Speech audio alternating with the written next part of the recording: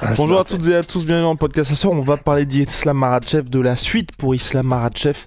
Si vous avez regardé le combat contre Alexander Volkanovski, oui, c'est imposé 3 rounds à 2, mais que la fin fut difficile. La dernière minute contre Alexander Volkanovski, on a vu un Islam Makhachev comme on ne l'avait tout simplement jamais vu, qui regardait le temps qui restait. Je vais pas dire en panique complètement, mais heureusement que le combat n'a pas duré plus longtemps. Si vous avez vu sa réaction d'après-combat aussi, on sentait que le gars n'était pas bien du tout. Et là, dans une catégorie lightweight où il y a pas mal de challenges, dont notamment Beneil Dariush, parce que le reste, on est plutôt sur un profil de striker, ça peut poser problème. Je vais aussi mettre peut-être un Michael Chandler, même s'il y a le combat contre Conor McGregor entre-temps, mais ça peut être un vrai challenge pour lui.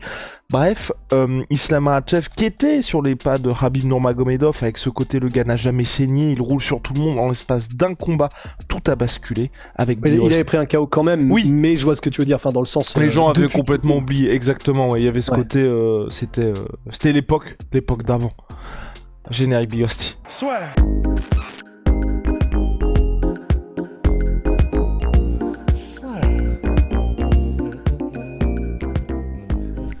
Entre dans l'octogone avec Unibet. Qui sera le vainqueur du combat? En combien de rounds? Fais tes paris sur l'app numéro 1 et profite de 100 € de bonus sur ton premier pari. Alors Islam Makhachev, est-ce que pour toi là, on a quelque chose de durablement entaché? Parce que bon, il a quand même battu le numéro 1 au pound for pound. En fait, c'est vraiment marrant parce que je vois pas mal de discussions sur, tu sais, en comparaison avec Khabib, dans le sens, il y a pas mal de gens qui sont en mode, eh ben voilà, Khabib, est-ce qu'il y a un moment où il a galéré contre qui que ce soit au point où il a dû serrer les dents, mordre le protège-dents et tenir bon? Ben non, c'est vrai. Après, il a pas non plus pris les mêmes challenges. Je dis, il a défendu son titre, il a explosé tous les contenders, Khabib. Mais voilà, il a pas pris les mêmes challenges que Islam voulait prendre, veut prendre, est en train de prendre et va prendre. Donc ça, c'est ce qu'il a dit de toute façon qu'il allait faire. Et je trouve la discussion hyper intéressante sur Islam qui, honnêtement, debout, il est meilleur que Khabib ne l'a jamais été. Il est plus complet que Khabib ne l'a jamais été.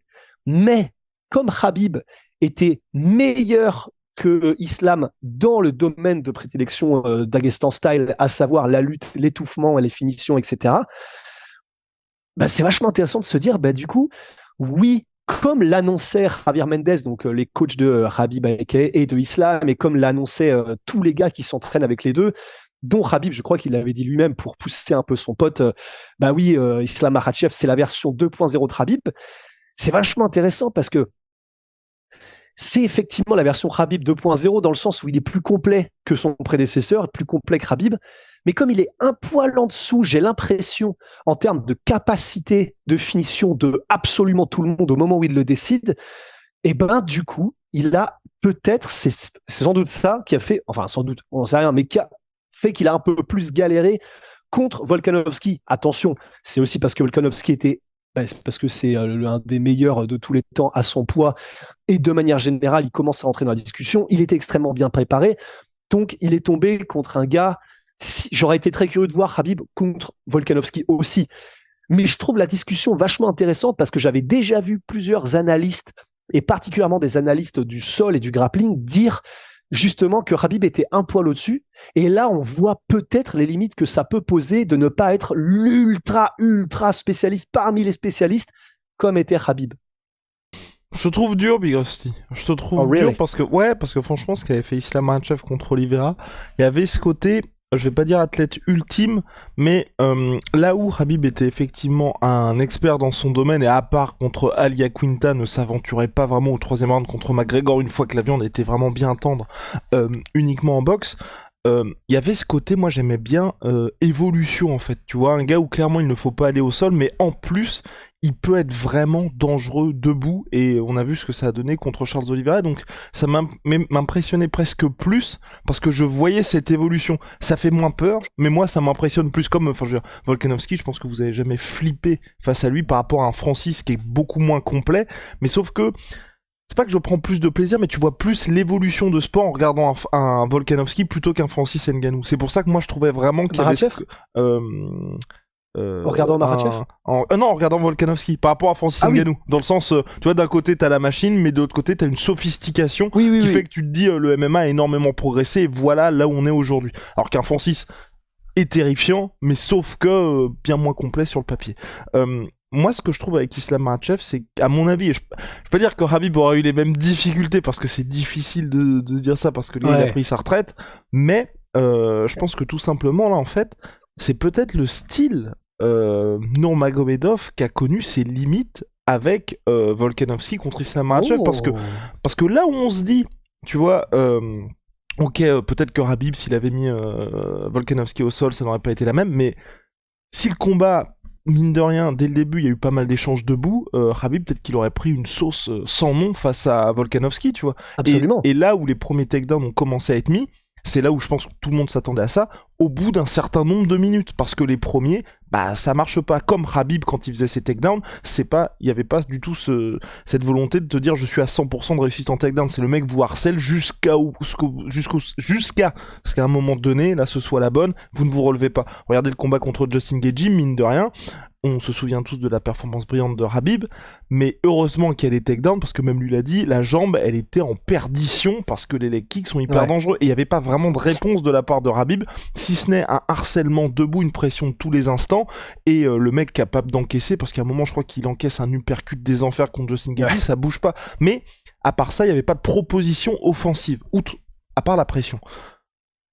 Mine de rien, Islam Makhachev, il y a beaucoup plus de choses que ça, tu vois, et donc c'est pour ça que moi je me dis, peut-être que Volkanovski, par son style, il a ouvert une potentielle clé de se dire bah c'est ce qui peut marcher, parce qu'en vrai, enfin, je sais pas ce que t'en as pensé, moi, à part le fait qu'il tente, tu vois, les projections sur Islam Makhachev, ça n'a pas marché, mais sinon tout le reste, moi je m'attendais à ça de sa part. C'est juste, je voyais juste pas capable de garder ça sur 5 rounds. En fait, c'est vraiment fascinant parce que du coup, en fait, là, ce qu'on est en train de dire, c'est de la même manière qu'il y a eu énormément de cycles comme ça dans l'histoire, même si elle est jeune, du MMA, où un style débarque, tu dis, putain, ça y est, c'est le style ultime, la parade arrive quelques temps plus tard, et en gros, et ce sont des histoires de périodes comme ça, et ce sera ad vitam aeternam. En fait, là, ce qu'on est en train de dire, j'ai l'impression, c'est, il est possible qu'il commence à y avoir une réponse au style Khabib, et qu'en fait, c'est simplement que Khabib était un tel représentant, mais presque intouchable de ce style-là, que c'est difficile pour n'importe quel autre athlète d'arriver à ce niveau-là de maîtrise d'intensité. Est-ce que c'est même possible? On ne sait pas. Et du coup, ça voudrait dire que pour un gars comme Islam, il est à un niveau qui est meilleur que peut-être que tous les autres qui utilisent ce style à l'UFC actuellement, mais que comme il est peut-être pas au niveau de Khabib, on commence à voir les manières de répondre. Tu sais, c'est un peu comme, je sais que c'est un peu un grand écart, mais c'est un peu comme la pasteurisation, tu vois, la manière dont Pasteur a inventé le vaccin. C'est en gros, tu mets d'abord des petits virus qui puent un peu du boule comme ça, ils sont pas à 100%, et du coup, tes défenses commencent à trouver la parade, parce qu'ils sont pas au top, et du coup, ils trouvent la parade, et ensuite, même lorsque tu ramènes un virus qui est vraiment à 100%, comme ils ont commencé à trouver les failles, ils sont capables de faire face à ce virus, tu vois. Bon, ceux qui sont mal intentionnés, non, je ne compare pas le style Khabib à un virus. Bah si, mais bon, c'est pas méchamment dit, vous l'avez compris.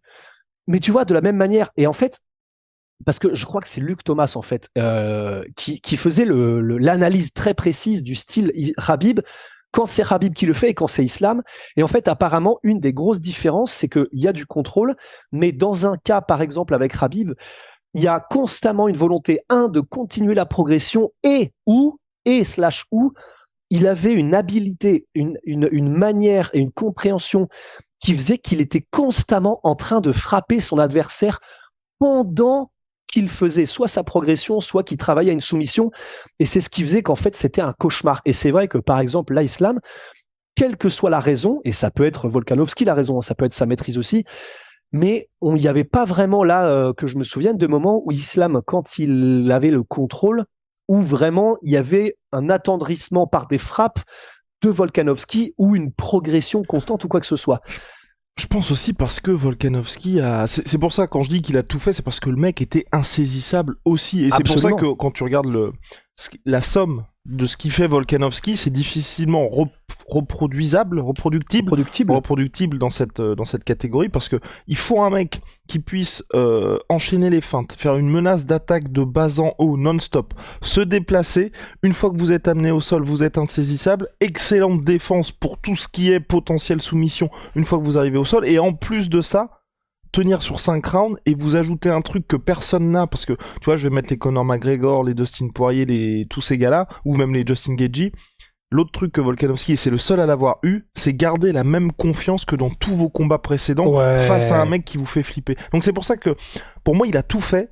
Tout le monde peut s'inspirer de ce qu'il a apporté, mais je vois personne capable d'avoir exactement la même confiance sur toute la durée du combat, et d'avoir cette même confiance là quand vous êtes amené au sol, parce que tous les mecs, et ça nous est arrivé à chaque fois qu'on regarde les combats de Khabib ou d'Islam Makhachev, c'est ils font plus ou moins ce qu'il y a, ils sont au sol, on est tous en mode ça y est, c'est terminé, parce que là les yeux commencent à s'écarquiller, vous voyez les mecs regarder leur coin en mode oh putain, merde, c'est pas du tout ce qui se passait. Alors Volkanovski, il est au sol, il est en train de perdre le round, clairement c'est pas bon pour lui, mais il est en train de se marrer. Voilà. Et ensuite, il reprend ce qu'il était en train de faire, ce qui est jamais arrivé auparavant. Donc c'est pour ça que je me dis, ok, c'est dangereux pour le style Khabib, pour le style Islam Makhachev, mais je vois personne capable de reproduire ça. Bah voilà, en fait, c'est ça. Et c'était aussi la conclusion à laquelle je souhaitais arriver pour ma part dans ce podcast, c'est qu'en fait, ouais, il y a des pistes, mais c'est tellement un athlète unique, et ce qu'il apporte là, effectivement, je suis en train de me demander, est-ce qu'on a déjà eu quelqu'un qui apportait ce genre de choses? C'est quand même compliqué. Je sais pas pourquoi, j'ai Cain Velasquez qui me vient en heavyweight, parce qu'il était très complet aussi, il faisait mal debout, il était au sol, c'était une pression incroyable, il tenait les 5 rounds et il gardait la confiance. Bon, à part contre Verdum, mais voilà, de manière générale. Mais c'est vrai que sinon, les moments où il avait Islam dans son dos, c'est censé être la pire des positions imaginables. Et non seulement il a pas peur. Contre la cage en plus. Contre la cage. Non seulement il a pas peur, mais il se marre et il commence à lui mettre des coups comme ça derrière pour faire super mal à Islam, enfin le plus possible. Et on a vu à la fin qu'Islam était marqué quand même. En fait, c'est vrai que ça, cette confiance-là, je pense que c'est quasi impossible de trouver un autre. Là, je vois pas un seul autre athlète dans l'UFC, dans les catégories de poids, dans lesquelles soit lightweight, soit featherweight, ouais, amener non seulement toutes ses compétences, mais ce cardio et cette confiance en lui. Parce que là, c'est vrai, et je finis là-dessus, mais là, cette confiance, ce panache, dès le début, premier round jusqu'au dernier, j'avais jamais vu ça, je crois. Un mec qui a cette fraîcheur et cette attitude dans toutes les positions, quoi.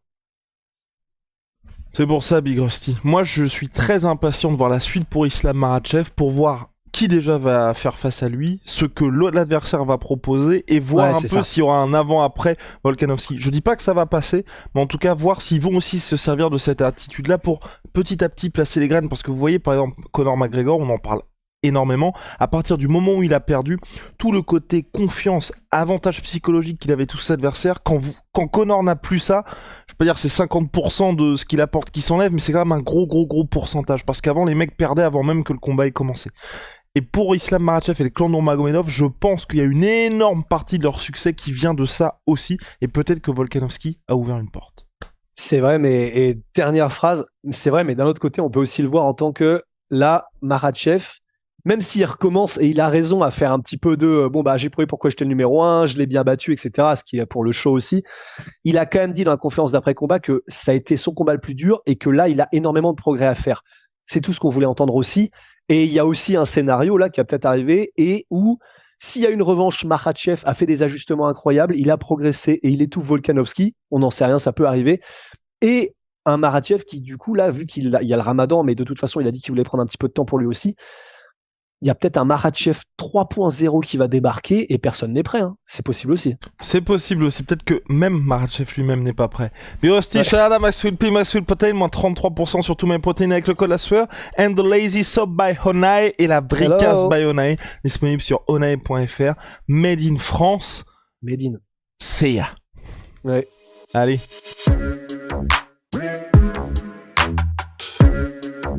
Yeah.